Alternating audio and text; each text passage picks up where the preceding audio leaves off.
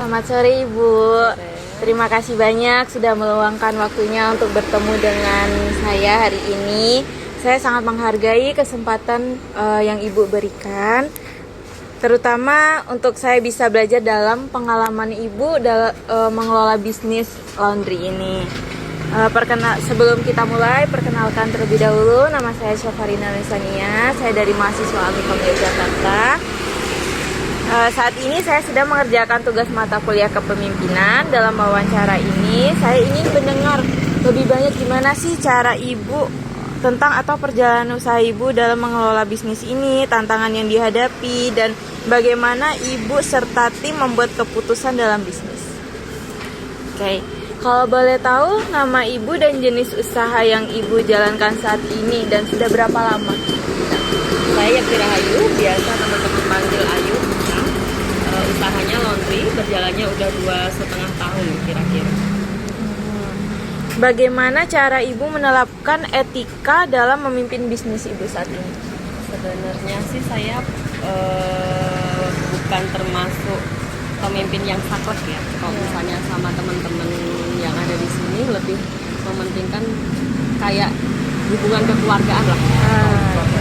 Biasanya mah kalau di laundry biasanya misal untuk hal sepele aja ya, hari libur karyawan biasanya kan udah dipatok nggak boleh libur hari Minggu, kayak pokoknya Minggu masuk kayak gitu. Kalau misalnya saya sama tim sih ada obrolan, kalau misalnya mau mudah mendekati hari Minggu atau Sabtu, tanyain pengen libur hari apa, kan liburnya hari apa nanti kan. Kok misalnya minta libur hari Sabtu atau Minggu, apalagi itu kan biasanya Sabtu hari rame, kayak gitu kan. Saya harus segera cari orang, hal sekecil itu harus diobrolkan kayak gitu. Nggak mau dari pribadi saya sendiri nggak mau nih pengen yang pokoknya kamu harus menurut aku nih kayak gitu. Karena aku yang di sini yang punya, aku pemimpinnya harus menurut aku, nggak. Jadi semuanya itu dari hal sekecil apapun diobrolkan bareng. Cara saya di sini kayak gitu. Kok misalnya itu hal kecilnya, kok misalnya ada masalah apa aja lah, misal masalah packaging, masalah parfum, masalah sabun, masalah pewangi atau apa gitu, tetap ada saya minta pendapat teman-teman yang di sini. Walaupun pengambil keputusan di akhirnya di saya, tetap mintain pendapat kita. Nggak yang saklek harus menuruti keinginan saya kayak gitu. Tapi kalau misalnya ada omongan atau masukan yang memang berguna, ya tetap itu biar tetap langgeng lah hubungan antara pemilik dan karyawan kayak gitu. Walaupun tetap ada cekcoknya, tetap paling nggak meminimalisir itu. Kalau ada konflik dalam tim atau mitra bisnis Ibu, biasanya Ibu menyelesaikannya gimana dan strategi apa yang Ibu pakai? Kalau selama ini sih kalau omong strategi hampir nggak ada ya. Cuman kalau misalnya ya namanya orang udah berumur, usianya udah lumayan lah ya. Biasanya sih kalau misalnya saya ada masalah sama Mbak Siti, diem dulu, nggak langsung saya jeder marah nggak. Diem aja dulu di ini, biar ibaratnya kita harus menyelesaikan masalah dalam kepala dingin ya.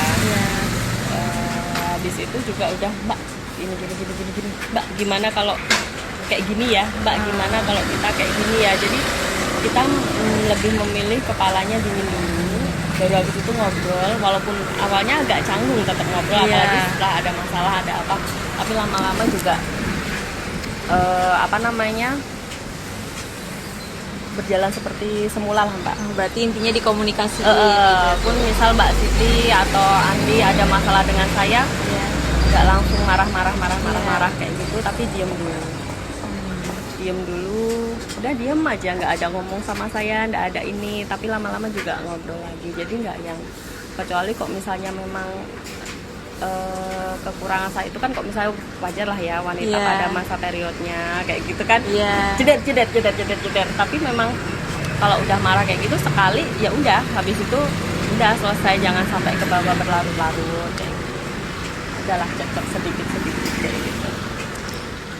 Kalau misalkan Ibu nih dihadapin situasi sulit yang berdampak besar ke bisnis, bagaimana Ibu mengambil keputusan? Contoh situasi sulitnya apa dulu? Mungkin ada kendala di keuangan atau kendala hal yang dalam bisnis selama ibu menjalankan bisnis ini misal?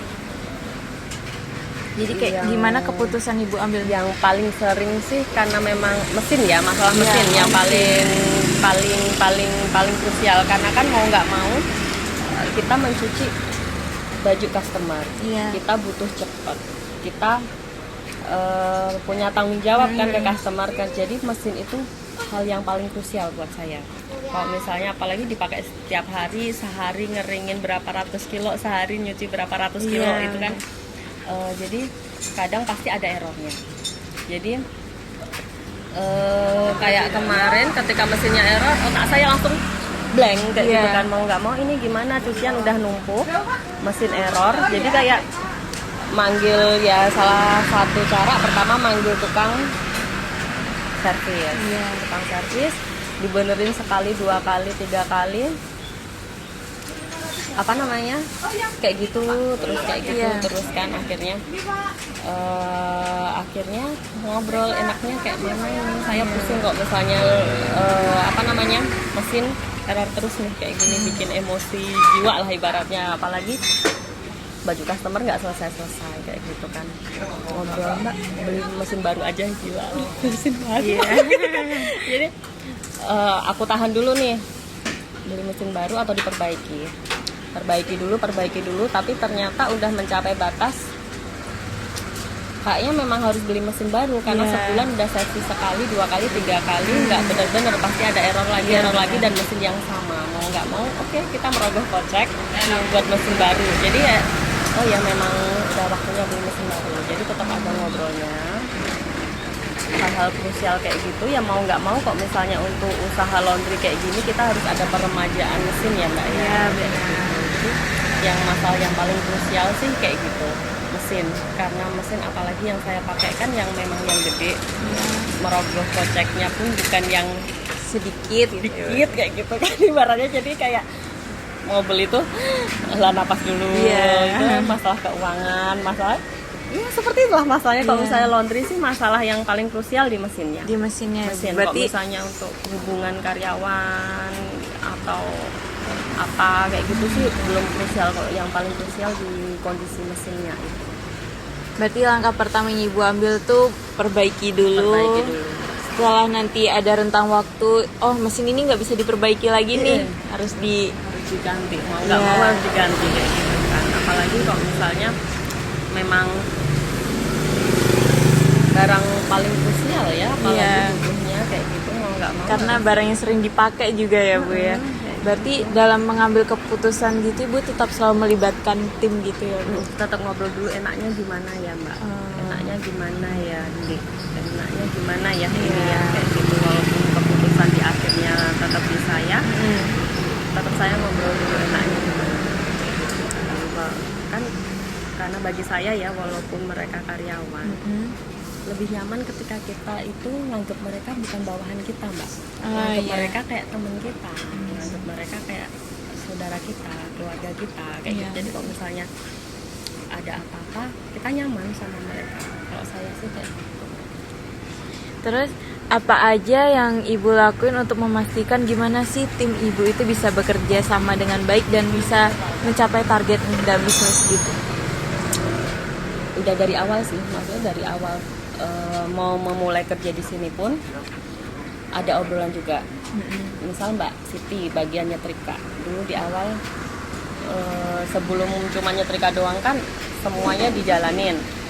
Ternyata kiloan udah nggak omsetnya udah nggak nggak mencukupi nih. Kalau misalnya Iya. Mbak Siti ya nyuci, ya nyetrika, ya ngeringin, ya macam-macam. Akhirnya difokuskan kan. Apalagi saya memang full terjun di sini dari awal gitu kan. Oke, fokus nyetrika aja, kecuali kalau misalnya saya pergi sama masnya, ada acara sama masnya kan, yang biasa di sini paling Mbak Siti aja. Iya. Jadi minta tolong Niki bantu keringin ya, Iya. minta tolong nanti nyuciannya diganti ya, tapi itu cuma berapa persennya. Jadi apa tadi, lupa saya tiba-tiba. Kayak mana Ibu bisa memastikan itu berjalan dengan baik sama Jadi diobrolkan dari awalnya, Mbak Siti targetnya berapa. Dulu awalnya Mbak Siti jadi kita ngobrol antara kebutuhan keuangannya Mbak Siti, kebutuhannya saya juga, targetnya berapa kilo, harus berapa sehari, jadi itu disinkronkan. Awalnya Mbak Siti cuma satu shift kerja, cuma 7 jaman kerja. Waktu itu saya juga harus nyari pegawai baru. Jadi Mbak ada obrolan di situ, daripada Mbak Siti harus nyari kerjaan di tempat lain, kenapa enggak full di sini? Dia nanya ke saya. Kenapa mending yaudah Mbak aku sehari. Jadi ada obrolan di situ. Targetnya harus berapa kilo. Terus kalau misalnya ada kan hari sepi hari rame. Kalau misalnya itu kan berlanjut sampai sekarang. Misal ada masuk 140 kilo, ada masuk 150 kilo, ada masuk 120, ada masuk 100, bahkan ada masuk mungkin 200 kilo. Mbak Siti harus berapa kilo? Saya tanya dulu, Mbak Siti kuatnya kan rata-rata paling sehari juga rata-rata antara segitu-segitu kan, 100 berapa gitu kan.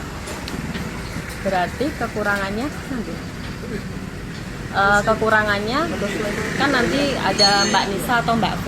Habis itu misal cuma sedikit di bawah 140 kilo, saya sore nggak ada orang tambahan.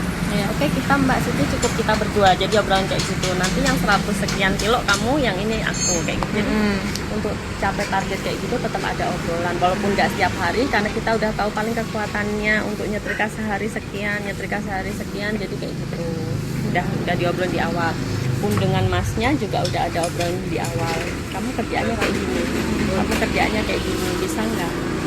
Dong, walaupun ada slack, ada capek, ada ini, saling timbal balik aja, kayak gitu sih. Kalau yang penting ada obrolan, komunikasi berarti intinya Bu. Kalau miskom itu susah banget ya. Kalau misalkan ada anggota tim baru masuk nih Bu, di itu Ibu ada ngadain pelatihan atau kegiatan rutin nggak untuk ngelakuin kekompakan di dalam tim Ibu? Dari awal buka belum ada. Untungnya ya Mbak, biasanya kan laundry timbal balik orang baru masuk ya, tapi alhamdulillahnya mah dari saya buka, jadi saya belum ada nih apa namanya pengalaman buat training karyawan baru gitu. Alhamdulillahnya mah belum ada ya. Jadi dulu pertama kali buka memang karyawan cuma bertahan 2 bulan atau 3 bulan, terus disambung Mbak Siti. Mbak Siti pun juga udah berpengalaman ya di laundry, nyetrika juga udah berpengalaman. Jadi saya pribadinya cuman ngejelasin, Mbak, saya maunya setrikanya kayak gini, lipatannya segini, jangan lebar-lebar. Karena dulu sebelum set Mbak Siti di sini kan ada yang tambahan tuh lebar apa? Setrikaannya terlalu lebar lah, terlalu apa. Jadi saya komentarin. Jadi di awal memang saya udah ngomong setiap ada orang baru, saya sih nggak ada training khusus, cuman ngomong setrikaannya segini ya, gedenya. Jangan terlalu gede, jangan terlalu kecil, segini ya, kayak gitu. Kalau misalnya ada baju-baju kayak apa sih, kayak bukan yang kayak gini, yang kayak bludru, yang kayak gini tapi bahannya bludru, nggak usah kamu setrika ya, nanti karena itu akan rusak. Jadi cuman dijelasin hal-hal seperti itu. Itu soalnya ada kain-kain khusus yang memang nggak bisa disetrikakan, jadi dilipat aja yang kain-kain kayak gitu. Paling kamu tekan aja setrikanya, jangan kamu setrika terlalu ini. Jadi memang nggak pelatihan khusus, nggak apa, cuman ada yang kok misalnya memang kita butuh tambahan orang baru, udah aku pengennya kayak gini, udah gitu aja. Berarti tetap ada panduan lah ya Bu ya, intinya meskipun nggak ada training tapi ada panduan begini tata kerjanya gitu ya. Terus ada nggak sih cara Ibu untuk memotivasi anggota tim Ibu tuh yang misalkan ada yang kurang aktif atau ada yang menghadapi kesulitan lah? Alhamdulillah aktif semua.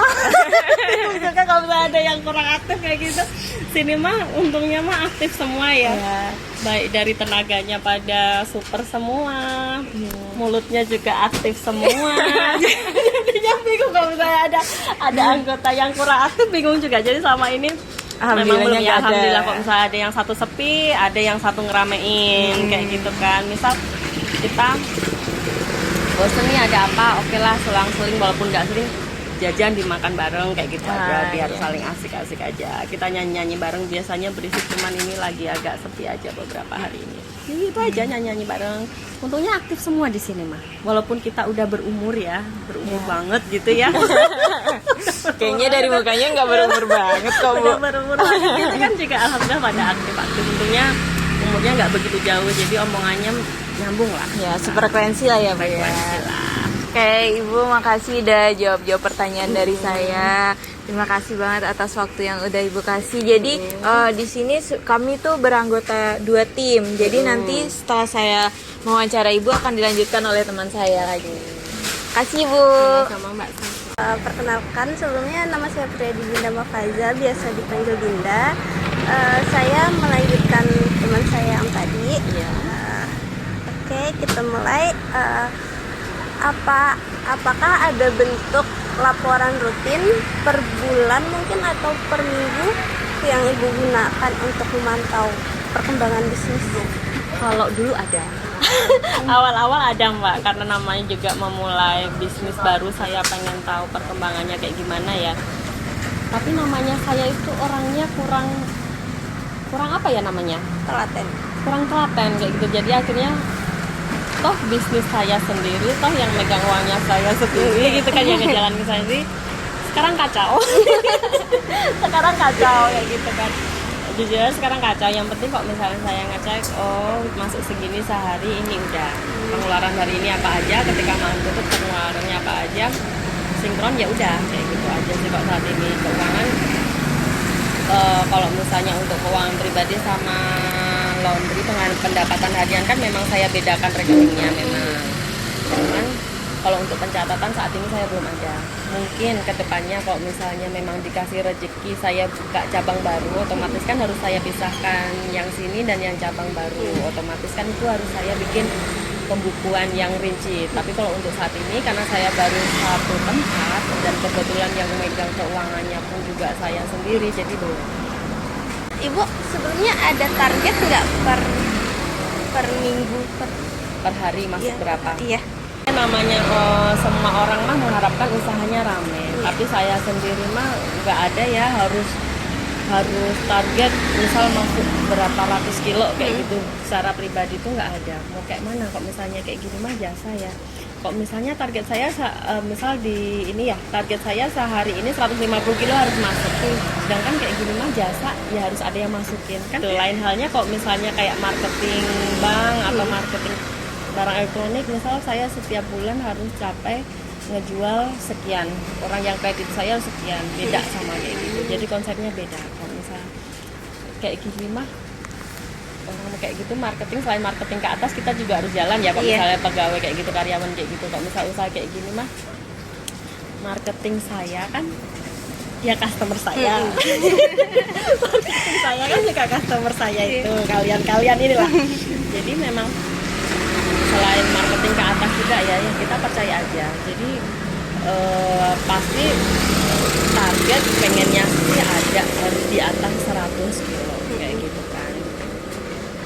Cuman kalau untuk harus nih misal harusnya 100 kilo ke atas, ternyata sehari cuman masuk 80 kilo, ya mau nggak mau karena memang saat itu rezeki kita cuman segitu. Jadi kok misalnya pas sepi ya kita harus ya alhamdulillah rezeki kita segitu. Kok misalnya pas overload ya alhamdulillah banget rezeki kita ini sebagai pengganti yang kemarin sepi kayak gitu. Mikirnya kayak gitu. Jadi kita nggak bisa kalau misalnya usaha kayak gini harus matok target minimal sehari berapa ratus kilo, nggak bisa. Karena saya nggak memakai yang ada kan laundry yang ngambil yang sampai jauh-jauh, memang khusus ngambil sampai jauh-jauh.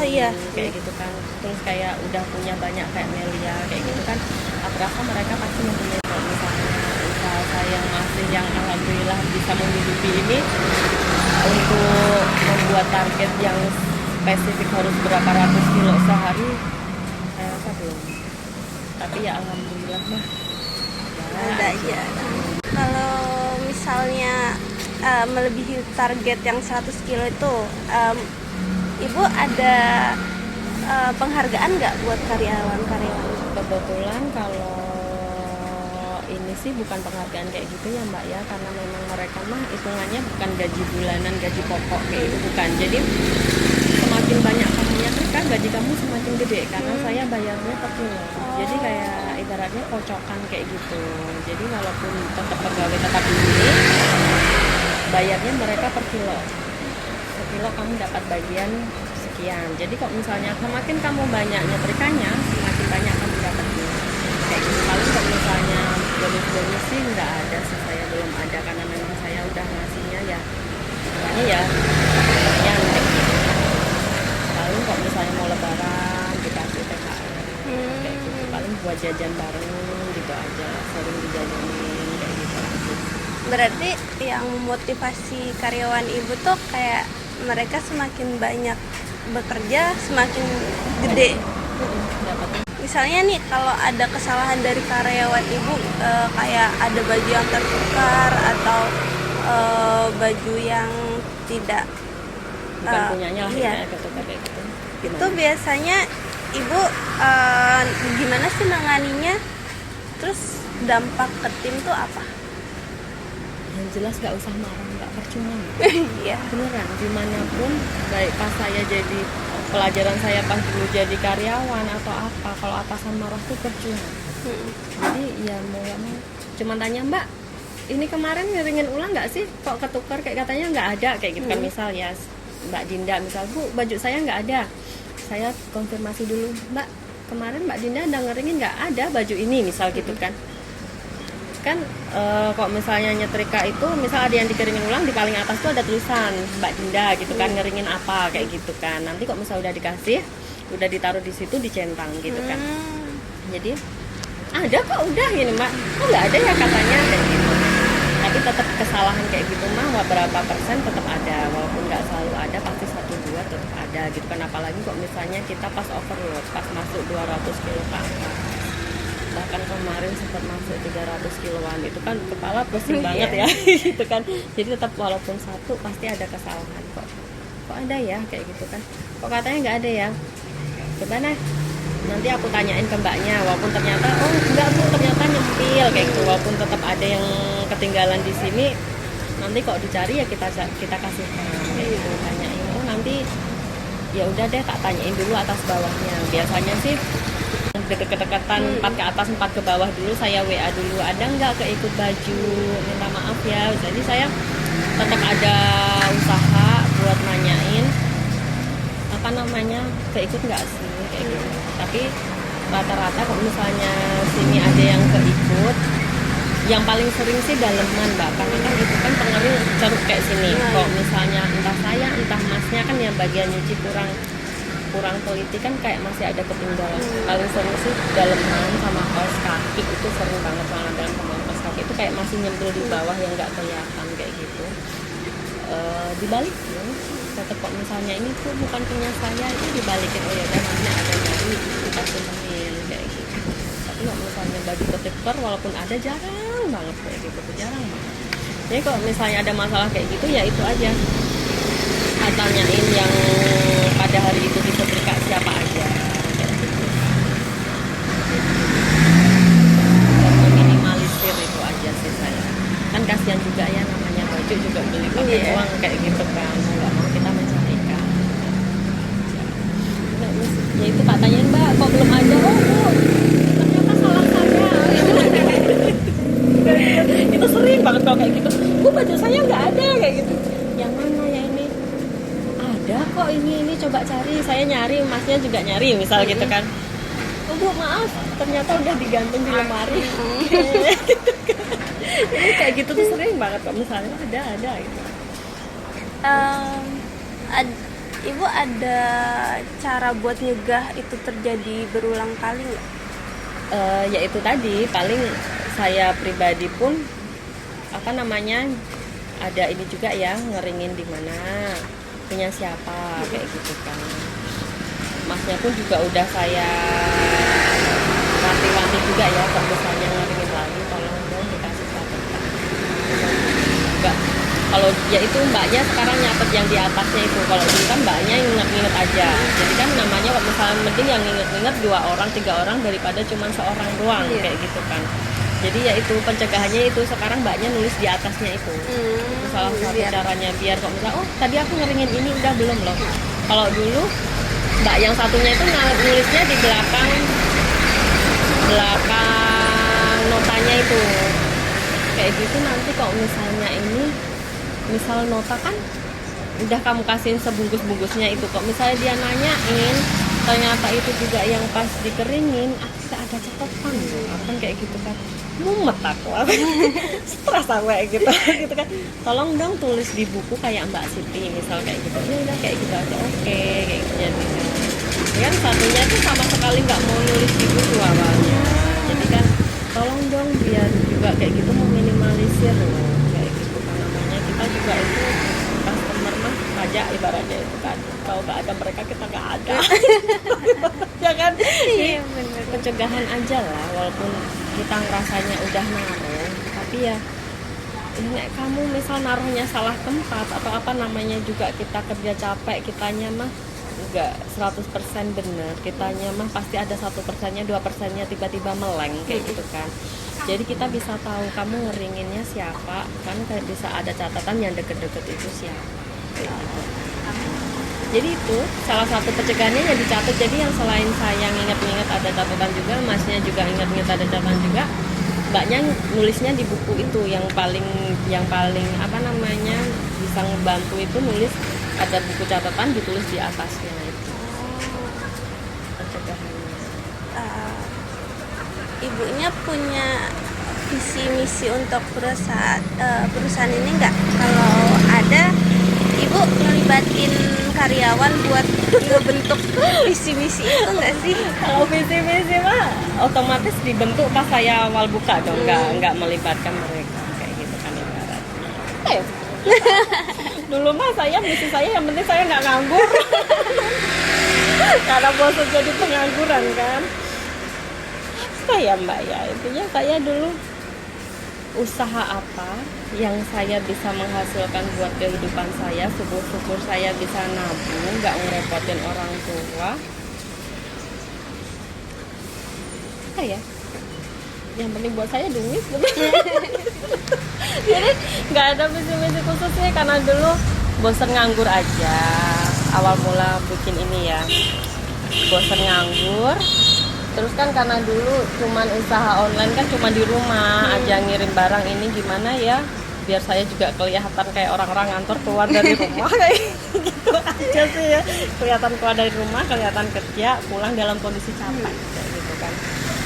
Nah, akhirnya terus bentuklah laundry ini, karena ini awal-awalnya itu kan mikirnya usaha apa ketika nanti saya nggak jalan harus ada aset yang bisa dijual, jadi saya nggak terlalu rugi gitu kan. Lalu antara ini atau rumah makan, awalnya kayak gitu. Kalau misalnya rumah makan emang modalnya nggak gede kayak gitu, tapi barang-barang yang saya jual nggak akan bernilai banget gitu kan. Jadi atau laundry ya kayak gitu kan, padahal saya nggak ada pengalaman di laundry nih, kayak mana nanti nyetrikannya, kayak mana ini. Tapi aku punya aset mesin cuci beberapa, pengaruh berapa, ini berapa, lebih menguntungkan tak jual lagi daripada aku warung makan. Jadi kok misalnya visi misi khusus sih nggak ada. Kayak mana ngejelasin visi misi khusus? Ya intinya saya gimana caranya bikin usaha menghasilkan buat saya punya duit buat jajan. Nggak ada. Berarti nggak ada yang visi misi khusus? Nggak ada. Dari pengalaman kegagalannya ibu, apa pelajaran yang bisa ibu ambil dari untuk pembelajaran kembali buat memimpin perusahaannya ibu lebih berkembang lagi? Yang jelas sih kita welcome sama semua customer kayak gitu kan. Jangan kok misalnya kita ini customer itu dengan muka yang kusut lah ibaratnya cembetut, terus walaupun hati kita sedang porak-poranda ya mbak ya, jadi kita sama customer tetap ya mbak ya mas itu hatinya lagi sedih atau marah lagi apa, tetap sama customer harus tetap senyum. Terus paling enggak apa namanya, cak-cak apa sih bahasa Indonesianya, cepet lah, cepet sama ini sama customer, mau nggak mau. Kayak apalagi mahasiswa sekarang mah kayaknya sibuk banget ya, entah tugas entah apa, aku rasa tuh nggak kayak zamanku gitu loh. Zamanku mah slow banget gitu kan. Sekarang tuh tugasnya banyak, mereka butuhnya sat-sut kayak gitu kan.